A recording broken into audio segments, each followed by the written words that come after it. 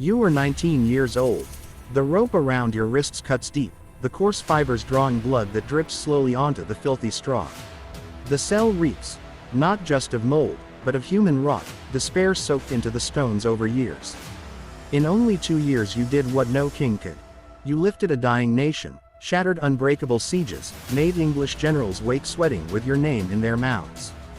Yet here you are, caught, your head shaved raw, the cold air stabbing your scalp like needles. They paraded you through the streets like that, stripped of armor, of dignity, of power.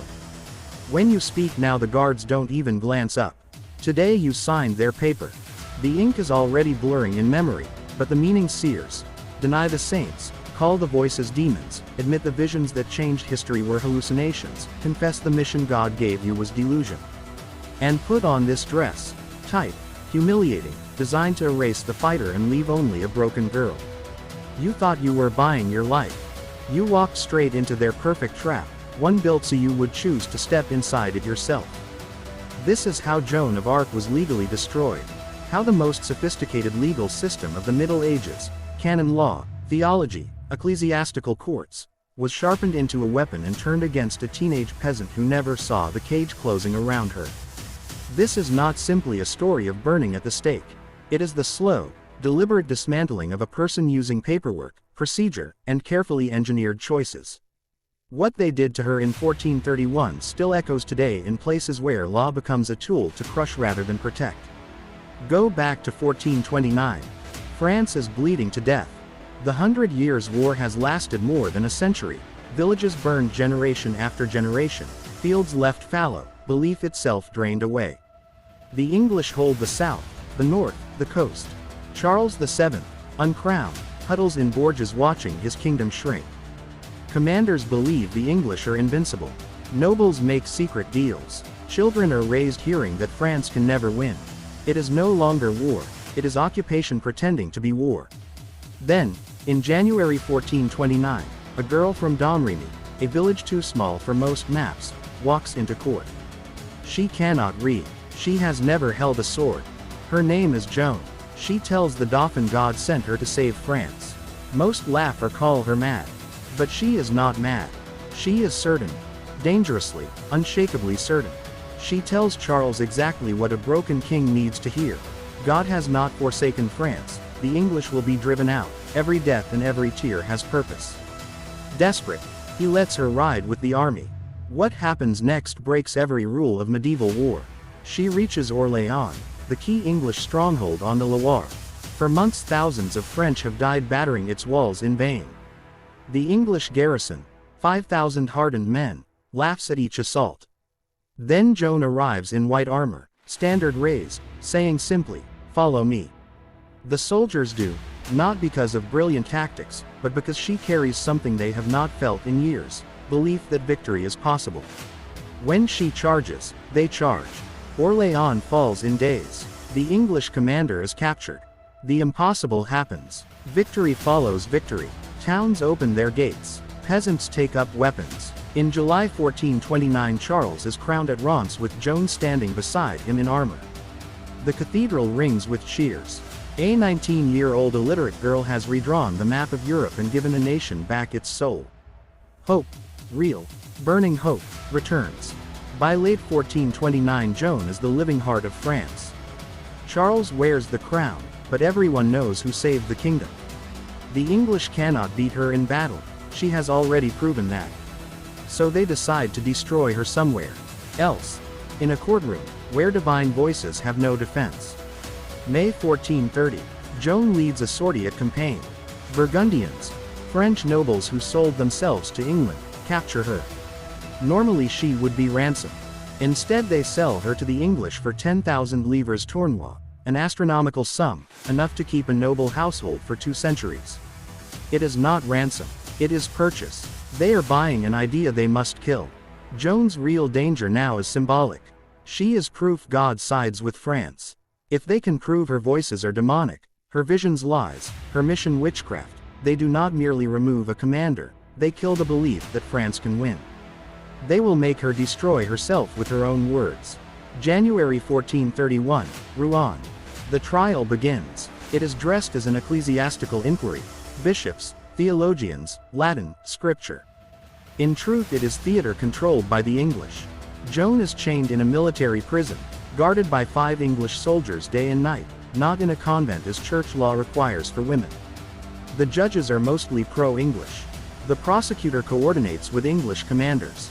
Her so-called advocates argue against her. The aim is destruction from the first day. 70 sessions, 70 interrogations over months, the finest scholars of Europe against one girl who cannot write her name. No lawyer, no friend, yet she keeps winning, not by changing their minds, but by reason. They ask the famous trap, "Are you in God's grace?" Answer yes in its arrogance, no in its despair. She replies, "If I am not, may God put me there. If I am, may God keep me there." Perfect, unanswerable. They ask if God hates the English. She says, "I know nothing of God's love or hate for the English. But I know they will be driven from France, except those who die here." Precise, prophetic, not hate. She quotes scripture better than many of them. When they show torture instruments, rack, strapado, she says, "Even if you tear my body apart, I will tell you nothing more. And if I did say anything under torture, I would later say you forced me." She understands coerced confessions are worthless. They back off. Torture is abandoned. They switch to exhaustion and fear. She must sign something before she dies. May 24, 1431. They take you to the cemetery of Saint Ouen. Thousands wait. Scaffold ready. Bishop Cauchon, architect of the trial, promised the Archbishopric of Rouen for condemning you, presides. A shortened abjuration is read. Deny the voices, admit demons, wear women's clothes, submit to the church. Sign and live. In prison. Refuse and burn today. The pyre is stacked high. You are broken. Months in chains, endless questions, hunger, terror. You sign with a cross. You think you bought life. Witnesses at the 1456 Rehabilitation trial later swore the paper you marked was short.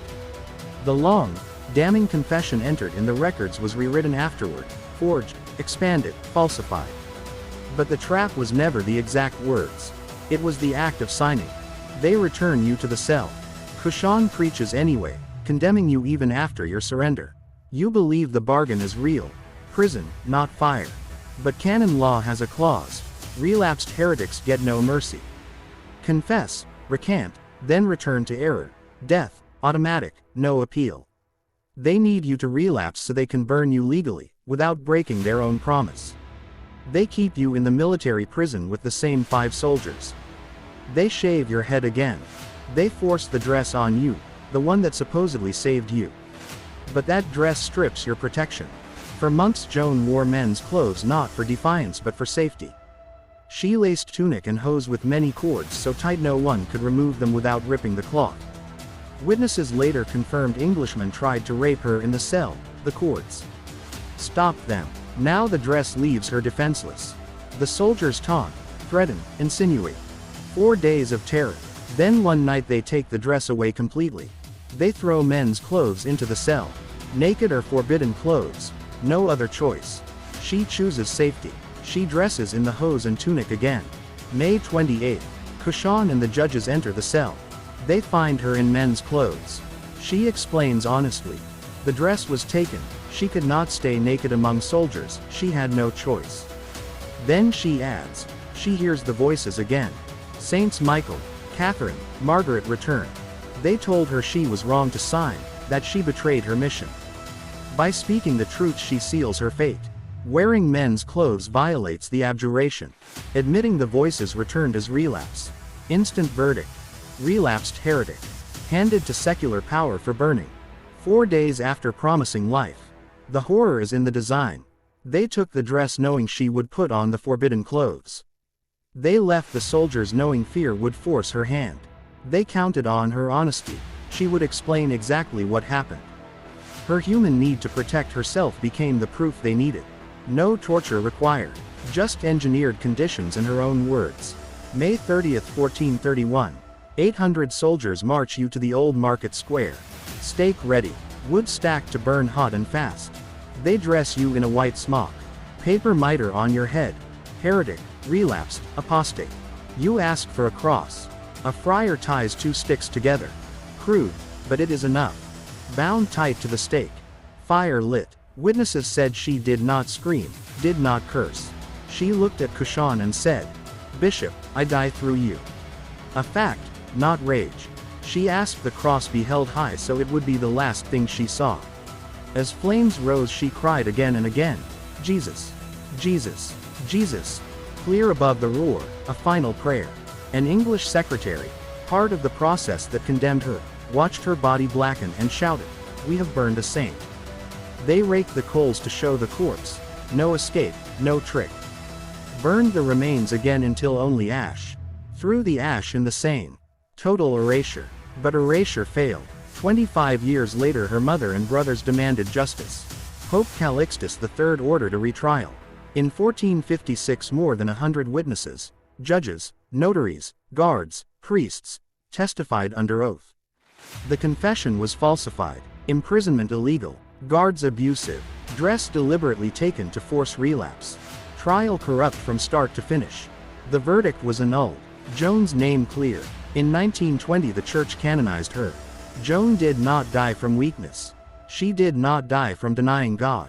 She died because she trusted the promise of the law. She signed because she wanted to live. That desire was turned into guilt. The system was not broken. It worked exactly as designed. When argument failed, when threats failed, it created a situation where survival itself proved heresy. That machinery still exists. Not always flames, but the same shape. Confessions extracted under pressure, honesty used against the speaker, no-win choices, self-preservation labeled as crime. Joan was destroyed not despite the rules, but by them. She saved France and the law killed her for it.